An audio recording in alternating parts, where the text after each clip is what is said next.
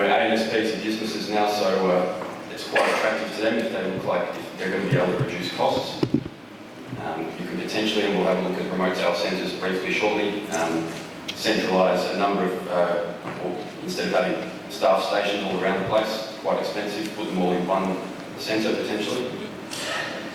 There are possibly ways that service could be enhanced. For example, in Australia, it's considered impractical to station staff at an aerodrome where there may only be 2 or 3 movements a day, or maybe half a dozen. But potentially, a service could be provided where it currently can't be. And make use of, I suppose, if the technology exists, you could use it. And of course, in some countries, there are regulatory requirements where all RPT services must be provided with a control service that would assist to meet those requirements in some areas. So just a very simple explanation of how it works. You have a camera or your sensor, whatever it may be, then data transmission to the remote tower centre. The data transmission is actually possibly the weakest link at present. You need, obviously, very reliable and consistent high levels of data to be transmitted. In Australia, we have obviously huge distances, and the biggest limiting factor with the project in Australia as it stands is the lack of reliable data transmission or the expense.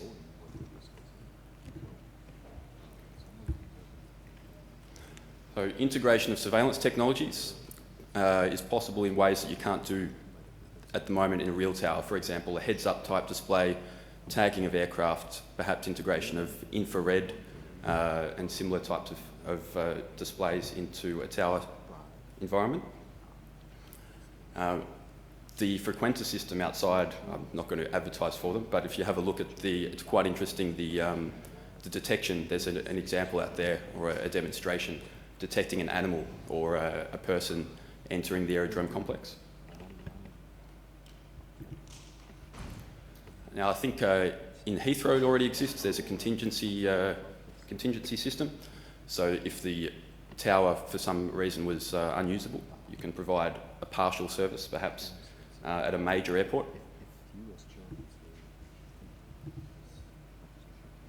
Redundancy, obviously with the data link or the data transmission, there's a new potential point of failure.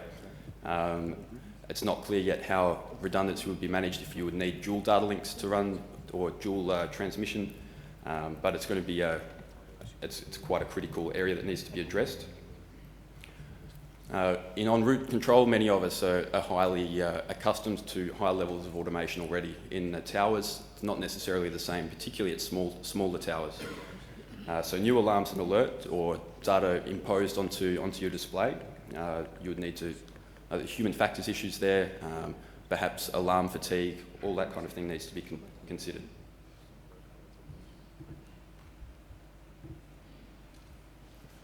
So in a small tower, they're very simple. You have a radio and you look out the window. It's not quite the same with RVT. There are more points of failure. The representation, although as we saw in the picture earlier, looks like a real tower, it's actually electronic data. It's not visual observation. And the effect of latency, if it's half a second behind perhaps, or a second, we don't know, what effect does that have on the separation standards and the procedures that we can apply? Also, compression, if you have a 360-degree view compressed into 180, how does that affect a tower controller's perception of the traffic? Could be quite a bit different if you have a curved runway on your screen. So we believe that the separation standards and the procedures really need to be developed in a scientific fashion, rather than just superimposing or transplanting existing procedures. All of the latency, the human factor side, everything needs to be taken into account when developing or adapting standards into remote towers.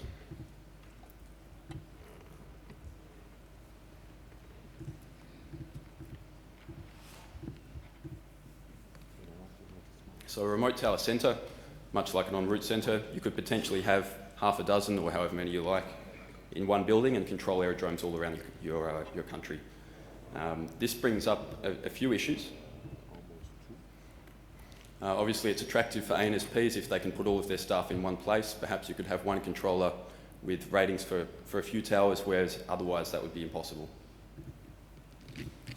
You also centralise all your engineering and other costs, so it's quite attractive for ANSPs in that sense. So it may be the case that you have tower controllers that are required to hold a number of endorsements. Not necessarily a problem, but of course it has to be managed correctly.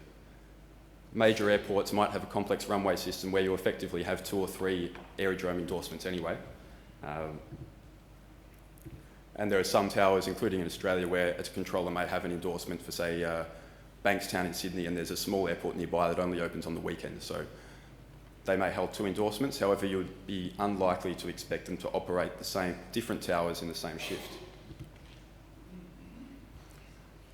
It may be the case that, as an en route control does, you work sector 1, take a break and go and work your second sector. So that may now happen with towers. And you would need to do, or it's probably quite important for all the procedures to be, and endorsements to be analysed to see if perhaps you need to have different types of rest breaks or whatever it may be to refresh situational awareness when switching between towers. HMI standardisation would obviously also be quite important.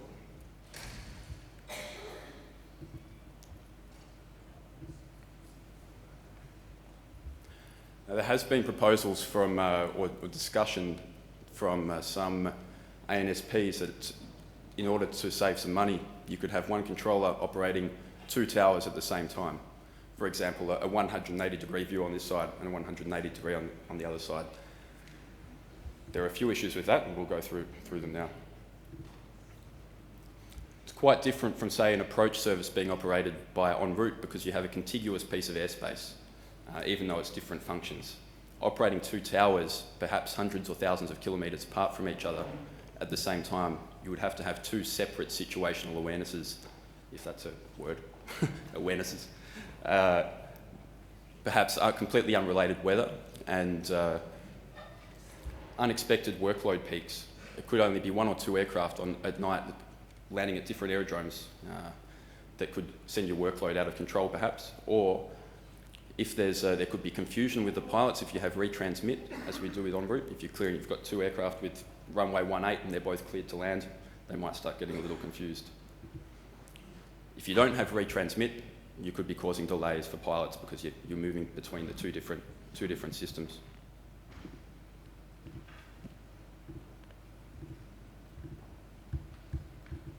I'll skip through this one.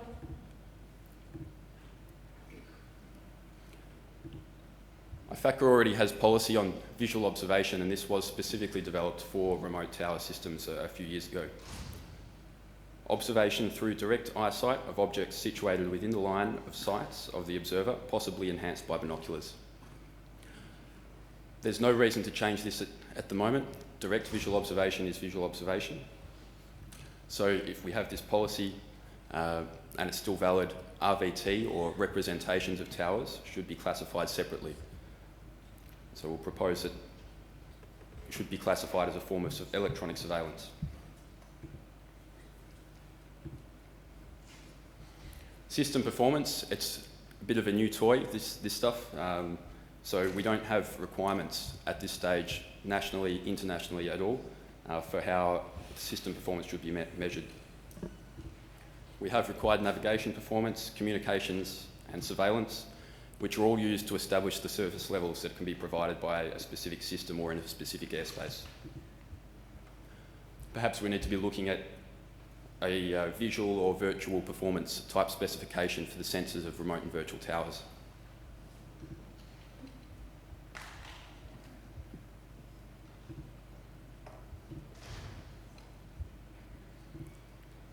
So a couple of years ago, there was a paper taken to ICAO by members of the EU states. And they also identified that there needs to be some requirements set for the use of sensors and display technologies to replace visual observation.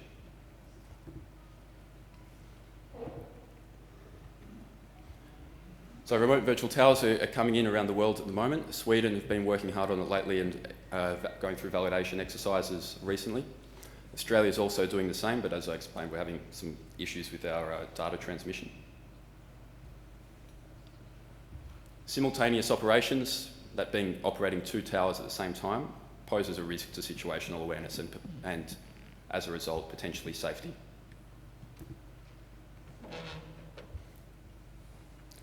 Our definition of visual observation, RVT, doesn't fulfil this, and thus specific standards and requirements should be developed. And the sensor requirements and performance requirements don't yet exist, and they also need to be developed.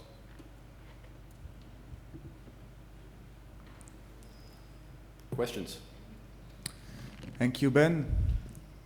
There are 3 draft recommendations in the paper, but first we'll have time for general discussion. So is there any general discussion on this presentation? Can you turn your nameplate, please? I see Iran, Germany, Belgium. Who else? Hong Kong? Okay, Iran first.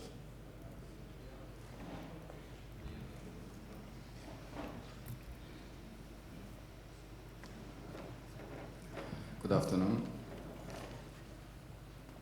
Sir, the first item that you mentioned as the advantages of this system is to reduce the cost. But my question is, do you think really that the virtual tower reduce the cost concerning the equipment required, the maintenance, and etc.? I've included that in the paper and presentation only to give some background as to the justifications or the reasons why ANSPs will be pursuing and implementing remote and virtual towers. Obviously, I'm not particularly, or as IFATCA, it's not our job to do a business case, but each ANSP would have to make that decision. In some cases, it could be a lot cheaper, especially if you're establishing towers in very remote and expensive locations like we have in Australia. Sure. But in a lot of cases, it's probably not. EVPT? Just a short comment on that. You're right, in some cases it may actually be, there could be little cost saving, because you need to remember that with a virtual tower, even if there's no aircraft in the circuit, you still need to transmit that visual data. So you could be transmitting data all day for 2 flights. So, but the ANSP, like Ben said, will have to make a business case for that, and it's up to them. But yeah, some cases will be cheaper, some cases it won't. Thank you, EVPT, and I believe that answers your question. Thank you. Next, Germany.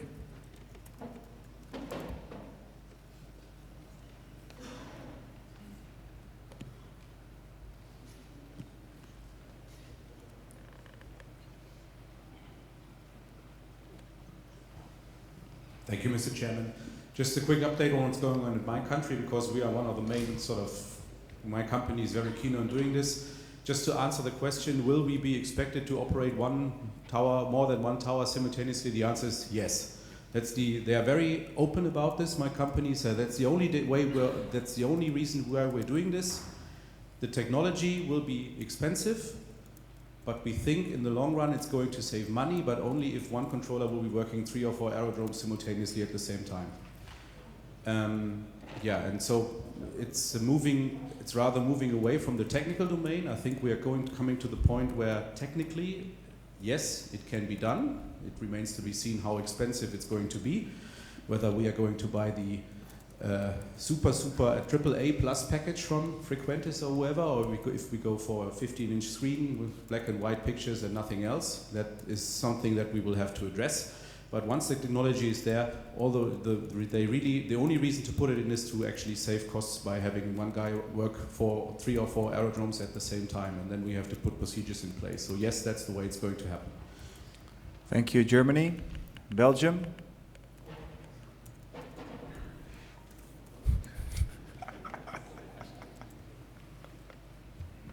Hi, thanks Ben for your working paper.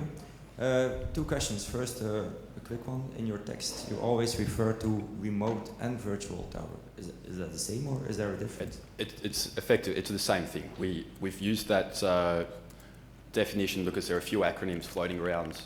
Remote tower centres. It's also called the remote tower concept, or just remote towers, virtual towers.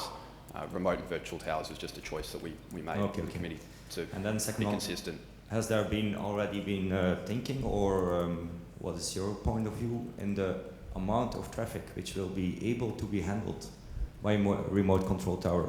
I mean, only for one airport, because I can imagine there should be a limitation if the system fails or something, because you're not visual anymore. Whereas in a normal tower, of course, if the system would fail, I mean, we all know we use the radar as well there, but still you can look outside. I mean. Well, this is specifically why we want to push for development of requirements for the systems and sensors and their reliability, so that these kind of levels can actually be set as to how much traffic it can handle. At the moment, I couldn't put a number on it. I mean, the technology looks fancy and looks great, like you could do quite a lot with it, but it depends on the science, really, how reliable it is, how good the visuals are, what you have integrated into it, and how good the communications are. Yeah, I mean, it looks great, but there's not really a proposal about the amount of traffic which can be handled in one hour. Well, I think we can't really propose, if we look at saying they can only handle this many at a time, etc. The systems are all going to be quite different. There are varying motivations for implementing it. Some of them, for example, in Sweden, are to handle small amounts of RPT traffic, not at busy airports. But then there are other countries, and Australia is one of them, that would like to replace reasonably busy airports that have maybe 200 movements a day in the long term. So they will be completely different systems, most likely. You have a very, very basic one and a very, very advanced one. Okay, thanks. Thank you, Belgium. Thank you, Ben. EVPT, you would like to add something? Yeah, Vince, what you would rather do probably is, rather than make it a figure that caps the amount of aircraft you can have at the airport, would be to define requirements or procedures that address the risk of, if you're concerned about the risk of the system falling over and problems, then you introduce procedures to mitigate that risk if it happens. Those procedures would then most likely, indirectly, create a cap on how many aircraft you could handle. So if you say they've got to be a certain distance apart, or you can't clear one on a certain distance until the other one's landed, and those sort of things to keep it safer and put barriers in, that would automatically create a limit on the number of aircraft you could fit in the airport. And that's an easier way to accomplish the same thing without having to come up with a number to define it. Yeah. Thank you, EVPT. I would first like to give the word to Hong Kong, then to ICAO, and then to IFALPA.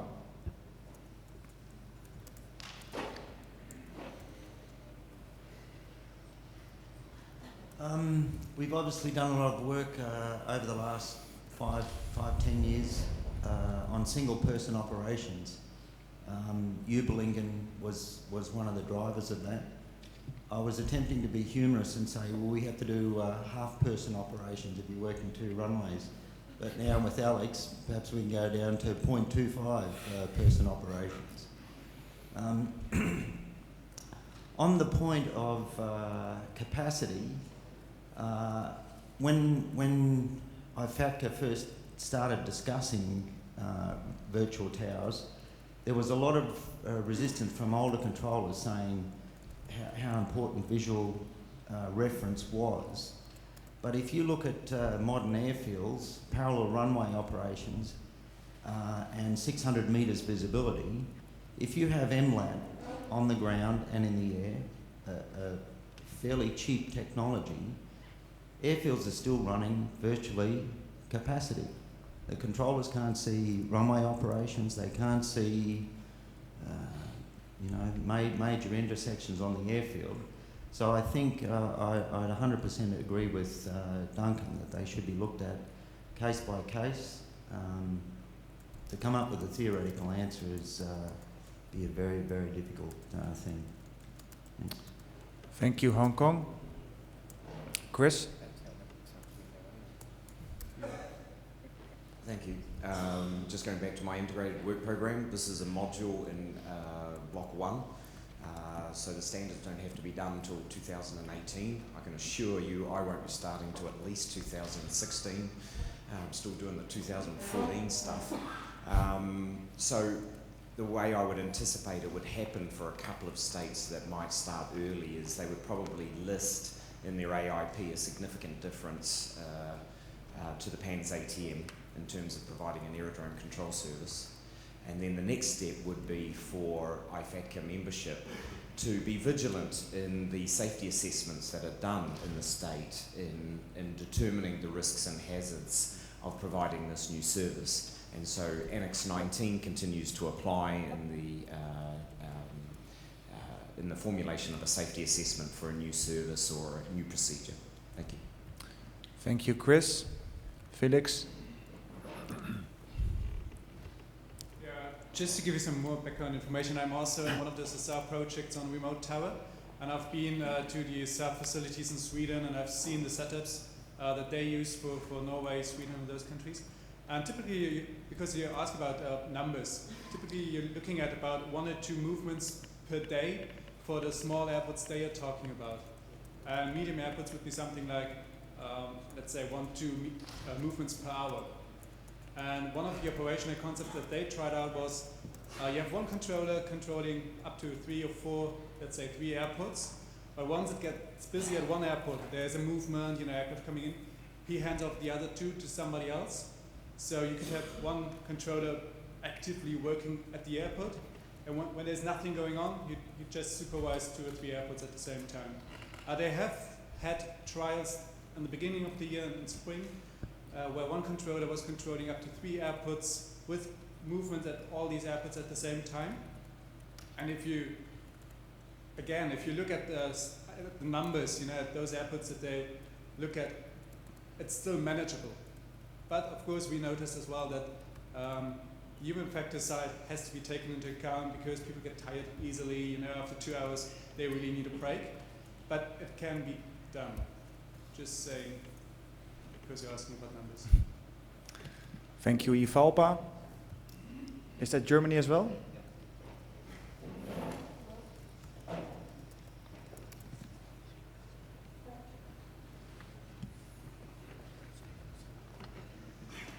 Hello, my name is Wilfried Wörth. I'm an upper area controller at Karlsruhe UAC in Germany.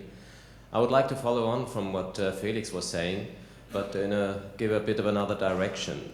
I can see that at small airports it might be feasible, and actually I wasn't aware that DFS was planning, my own provider, was planning to work several airports simultaneously. Our regional airports representative in GDF was telling me 2 or 3 years ago he was working 2 airports. He had endorsements at 2 airports which were geographically about 300 kilometers apart, all single runway layouts, different runway directions. The apron was at one airport on one side, at the other airport on the other side, and he wasn't continuously changing within 2 hours. Of course, it's not possible when you travel 300 kilometers. So it was for him, he was working for a couple of weeks or months at one airport and then going to the other airport, and he was having serious problems transferring from one to the other. So that's a warning I want to give to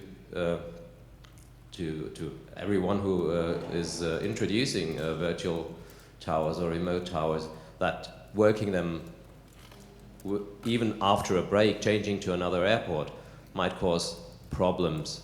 And even working them simultaneously, I see that as a serious safety item, which we ought to address. I think that is not so easily done.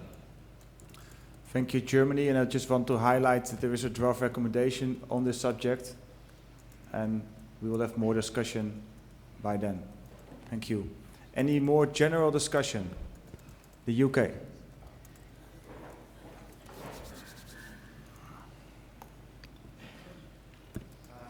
Tim McKay, UK.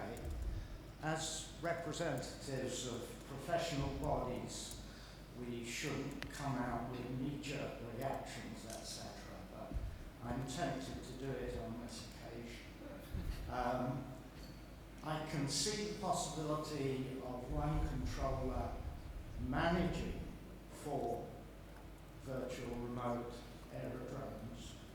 I think the concept of one controller actively controlling at more than one airfield at the same time, I feel is a non-starter.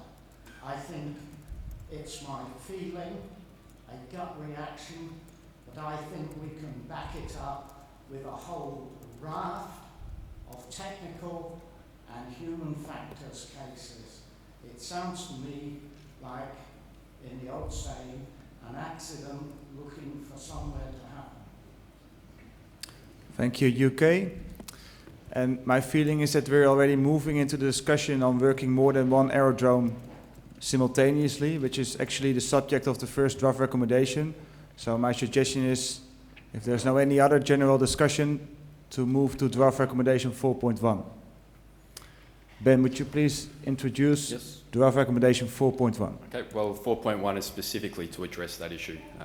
ATCOs shall not be expected to provide a remote and virtual tower service for more than one aerodrome simultaneously. So we've seen statements already on that from the UK and from Germany. Is there any more discussion on draft recommendation 4.1? New Zealand, please go ahead.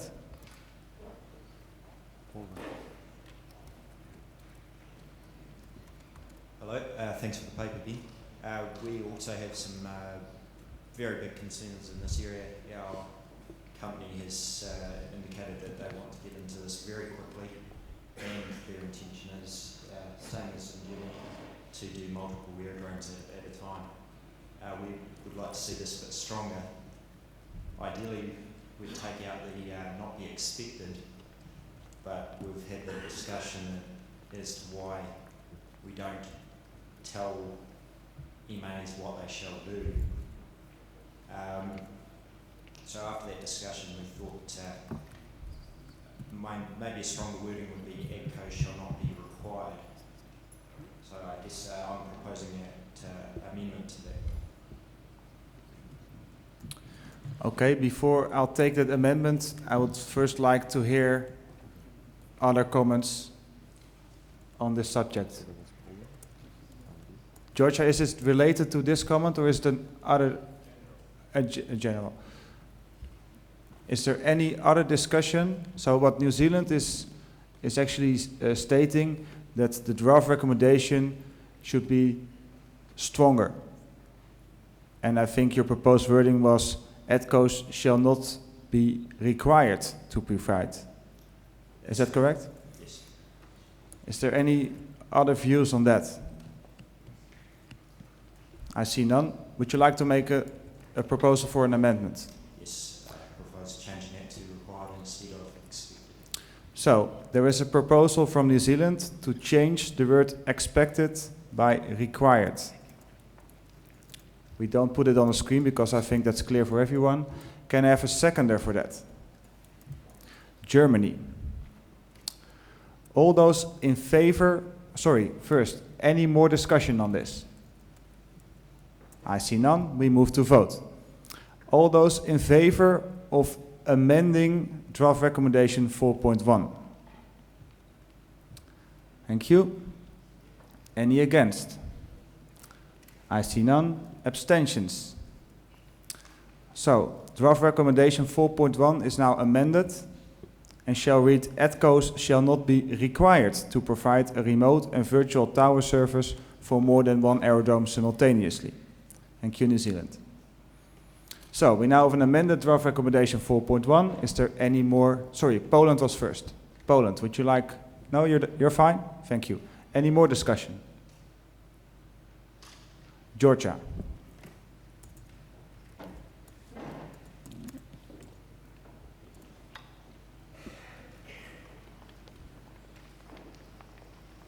Yes, hello again. The main thing is the simultaneously working on remote towers, right? But what about the scenario when the same controller will work on the one remote tower, but in 1 minute he will reload another tower, switch off from logout or I don't know, and then again to the different tower. So officially they will not be simultaneous, but the same day controller will work on 2 whatever towers. So should we prevent from that or not? This is not simultaneously officially, but more or less simultaneously, let's say. So what you're saying is that it is possible with the statement that you can change from one aerodrome to another within a minute, so you're not working them simultaneously, Yes. but do we still want to prevent that as well to happen? Mm-hmm. And thank you, Ben, for good start. Ben, would you like to respond? I discussed this quite in depth. I think we're going to have a lot of difficulty preventing multiple endorsements where we have remote tower centres. I think it will happen regardless. The biggest risk, obviously, as we've discussed, is the simultaneous operations and the fragmentation of situational awareness in that case. So there are current towers. You may have a very complex aerodrome. You can have 2 endorsements. Your east and your west ADC can be completely different and effectively different towers, but you may operate both endorsements on the same shift. If the training and procedures, rest breaks and whatever is required has been developed properly, it's not the same risk as simultaneous operations. Thank you, Ben. Any more discussion? EVPT. Just want to support what Ben said, is that it would be a very hard thing to argue. Like, I agree with your point, but this is something that you'd probably be better addressing with the safety cases and local implementation and those sort of things. It is a concern, but it's a very hard thing for us to say a controller shall not be endorsed on 2 different towers. It's just, we're not going to win that fight. So if they're trying to implement that in your area and you've got concerns with that, just be very, very hard on the safety work. Yeah. And breaks and those sort of things. Mitigators. You need to have a break for half an hour before you do it. Refresher training and things. And so it's just, we won't win the fight. You've got multiple towers with ratings. You run multiple sectors and things like that. You're never going to be able to say a controller can't work 2 airports. Sorry, I agree with you. I do. Thank you, Duncan. Any more discussion? Then we move to vote. So all those in favor, sorry, can I have a proposer and a seconder, please?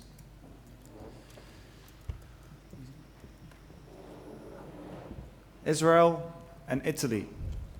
All those in favor of accepting the amended draft recommendation 4.1? Any against? I see none. Abstentions? So the amended draft recommendation 4.1 is carried. We move to draft recommendation 4.2. Ben, would you please introduce that one?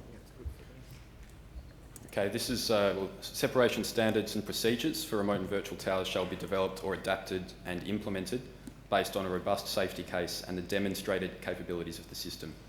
This is specifically targeted in order to prevent the case where we have a camera and a room that looks like a tower, but all this, the latency, visual compression, all the different procedures and the use of the system isn't fully taken into account. Everything that's used in a remote and virtual tower has to be specifically assessed for that purpose. And that's your separation standards, control practices, etc. So that's the background. Thank you, Ben. Any discussion on this? I see none. So can I have a proposal and a seconder? Finland and Malta. All those in favor? Any against? I see none. Abstentions? Thank you. Draft recommendation 4.1 is carried. Sorry, 4.2. We move to draft recommendation 4.3. Ben, please.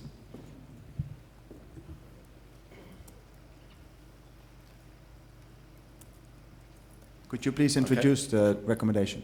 So perhaps ambitious, but ICAO should develop required performance standards for remote and virtual tower systems and sensors. I'm fully aware we can't tell ICAO what to do. However, I think it's clear that I think we need to state what we want to be developed. The European Union has identified the same issue, and so I think that gives weight to this as well.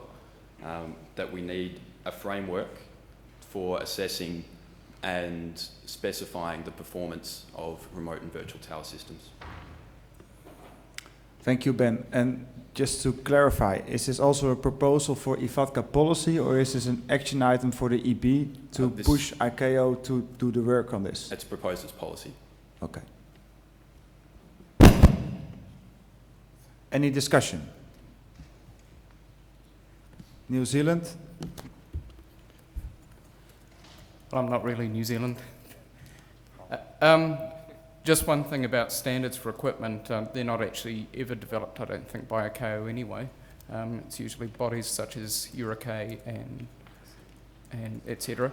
And indeed, standards for these are just about to get started underway. I think in Europe, I think EASA and EuroK are working on standards on this at the moment.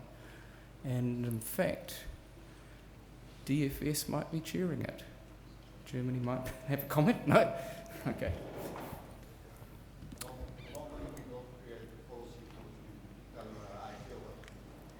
Well, that's kind of why I raised it, because we could probably remove, I don't want to propose an amendment to it, but you could consider removing the word ICAO and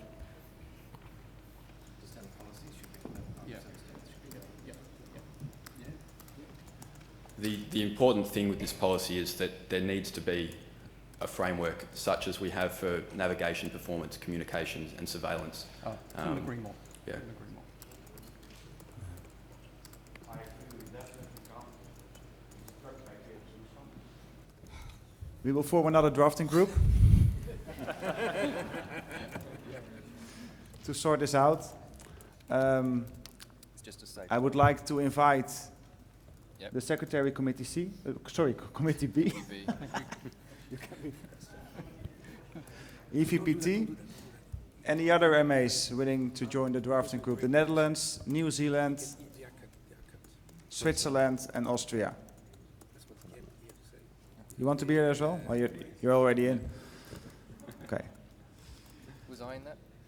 So please, anytime this afternoon, find a place to get together and to come up with a proposal which we can present in this combined B and C session tomorrow morning.